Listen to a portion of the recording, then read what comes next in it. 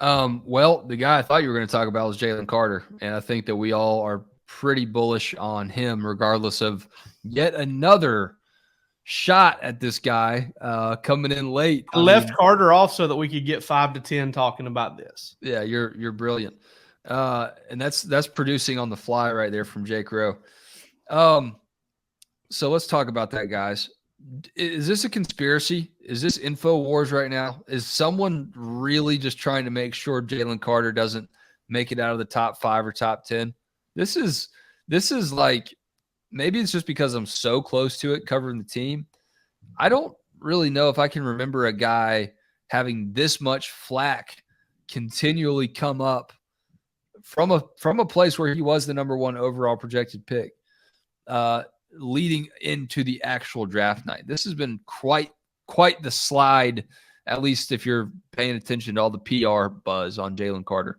I was talking with Bark After Dark alum Seth Emerson earlier today about this, and we agreed. We were like, man, this is just so weird that we haven't heard a thing. Like, I haven't heard, like, outside of the Missouri incident, right? The little, Missouri incident. Connor Riley caught it on film, I believe, put it up there for Dog Nation. It was really good work by him. I was up in the press box, probably eating some ice cream or something. But he was down there on the field, and Jalen started that whole deal, right? He was trying to kind of egg them on a little bit. Okay, no punches were thrown, nothing got out of hand. It was just like a little shouting match and guys getting between each other and all that stuff, and then it was over. I mean, 30 seconds. Well, my God. This man looks like Tango and Cash. Right? Look at the beard already growing back. This dude looks like Kurt Russell's brother from Tango and Cash. Put this man in Gen Pop right now.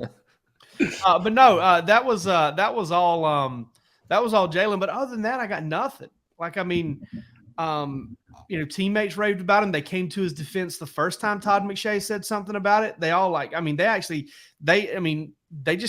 were like on the Johnny on the spot. Like, dude, JC's one of my favorite guys. The coaches praised him for coming back. I mean, was there maybe some inconsistent effort or some point? I don't know. I've heard that, there were some off-season workouts where you would be surprised at some of the offensive linemen that may have gotten the better of him, but he never was the kind of guy that without pads, he wasn't the same guy as he was with pads. And we've seen what he is with pads, and newsflash, you wear them in the sport. You really do. You use them. So I think you should be judged on what he does with the pads and the helmet on. But I never heard a bad word about him. And still haven't. I've asked. Nobody has, nothing that I know about. So what I'm concerned about here, or what I'm wondering about here, is, will Todd McShay ever be able to get anything out of the Georgia staff ever again?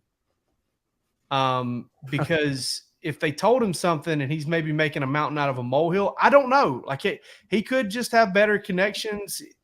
Like I put on Twitter earlier today, and I'm not saying Todd McShay's doing this every year.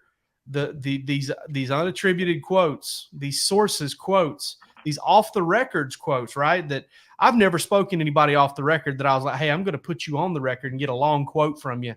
But you're really off the record. That's not how that works. So these long 200-word quotes of really descriptive information, they just get juicier and juicier and bigger every the one year. from Bob McGinn this week, who runs a Substack, apparently has some NFL inside info from time to time, said that he doesn't know if Jalen Carter actually loves football. I mean, ask the people who have made who Jalen Carter made hate football when he played against them, if he loves football or not. I mean, I don't know. Maybe it's not a total dedication to the game, and it is a mountain out of a molehill situation. But to say that he may or may not love football, that one to me was just eye roll inducing. What's up, Jake? I bet Hendon Hooker thinks he hates something. He hates Hendon Hooker. Yeah. He hates something. Roos, what do you make of this Jalen Carter situation? You think the Falcons will actually take him if he's still there? I do. I pray for it every night. I hope that that's what happens. I told you weeks ago that I hope the Falcons are the ones putting all this buzz in Todd McShay's ear. I hope that they're the ones telling Bob McGinn the kid doesn't love football, and I hope that he falls to Atlanta and they take him. Because listen, Terry Fontenot said the other day that they're going best available player, and that can mean a lot of things to a lot of people. To me, if Jalen Carter is at that spot, he's going to be the best available player. There's a chance that he's the best available player in the draft. So, I mean, it is what it is, man. I mean, I sure hope so. But same thing as Rowe, man. I don't. The stuff that we're hearing on him is odd. It's not something that it's not a constant refrain that I've ever heard. His is not a name, you know. I mean, there are guys that you hear things about that are not positive and, you know, would make you maybe question how much do they love football. That Carter's never one of those guys that's been mentioned, man. And simultaneously, you've heard some really good things come out about him that you haven't heard about other guys, right? I mean, the Weston Wallace story, talking about buying his lunch and all that. That's, you could say maybe that was timing based on what other people had said, and they were trying to do a little damage control there. But at any rate, I think Jalen Carter, if I were a GM and my job was on the line, Jalen Carter is a guy I would probably push the chips in on, because I think, listen, money changes people. If you're worried about some things, and I understand too, and I said this, I think, on the board one day, it changes. A lot of people change when something really profound happens in their life. And I think that Jalen Carter experienced something really profound with the accident and on the racing and all of that. You hope that that's a wake-up call for a young man like that. And in a lot of cases, I think that things like that are what spur change in people. And so, you know, we haven't had a chance to see Jalen Carter on the field or practicing since that time.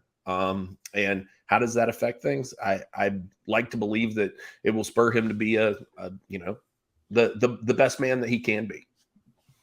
Yeah, there's no guarantees in any of this. And us saying that we haven't heard anything about Jalen Carter's character doesn't mean that we're guaranteeing he's going to turn into a world beater at the NFL level. It's just, I don't know. I don't hear nearly as much as Jake Rowe hears, but I do know that we hear stuff. You know, we hear significant stuff just being around the tornado that is this team and this business. And I've never heard anything about it. It was that one fight at Missouri, that one little dust up, man.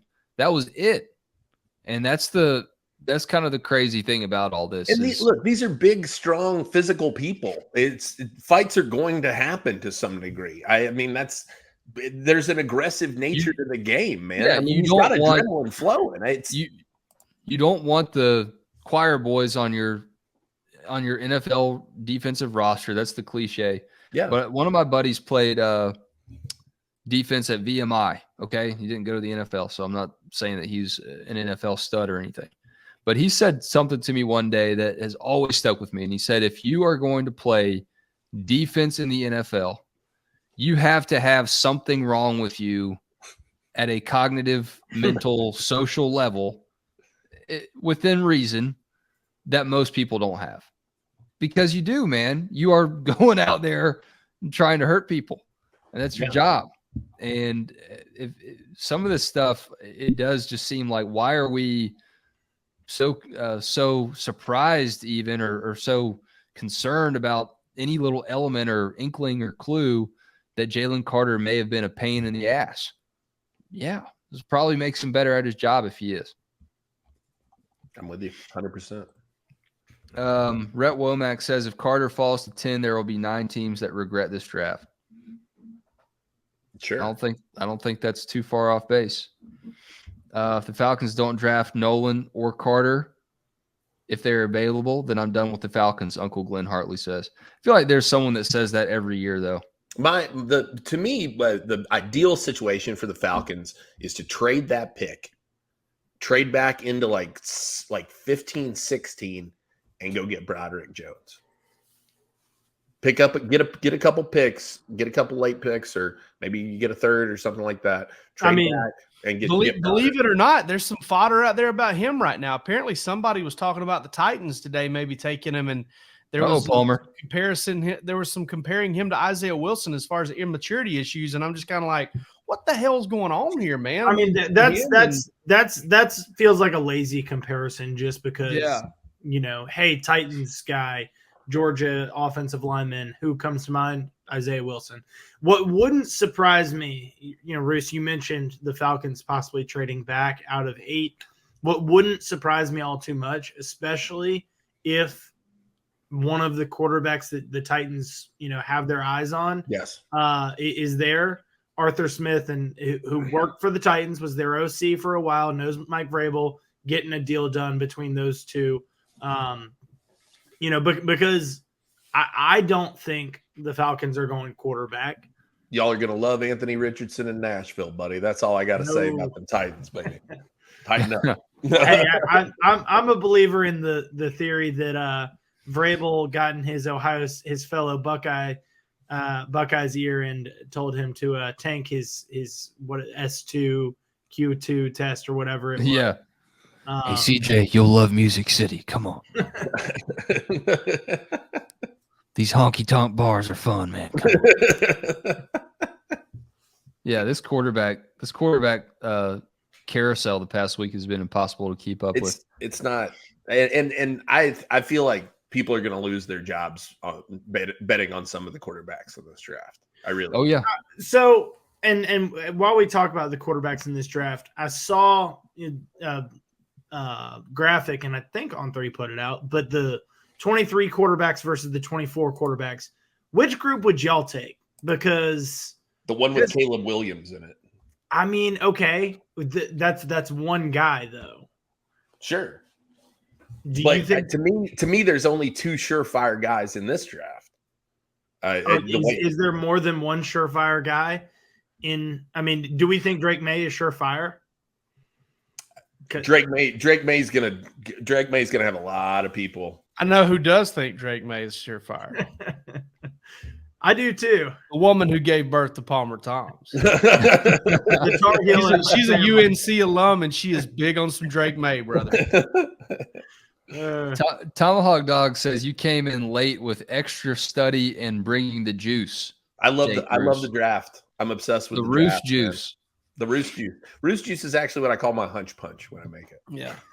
Me and Jake Roos watched the first NFL draft. Jake Roos and I watched together. We made some nachos. We made some pulled pork nachos that I still think about them sometimes. They're the best nachos I've ever had to this day. Did you do the pork too, or did you just pick up the pork? No, we smoked the butt. We smoked the butt up. We injected it with the seasonings and everything. Mm-hmm. Spent a lot of time on it. And then we put like a big pan thing, cheese dip, then actual real cheese. A little bit of cheese, a little bit of onion. Is this what you were gonna make us tomorrow night, Jake? No. I was just gonna do straight barbecue. I know you, shocker. You know I don't like barbecue. Jack Black and Saving Silverman. Nachos are stuck together. It's still one nacho. If you are on Breaking What a movie. Tea, what an underrated movie. Oh, it's one of the more quotable. Stay away from women. Films. I only want your man Jews. Judith. Breaking Tea.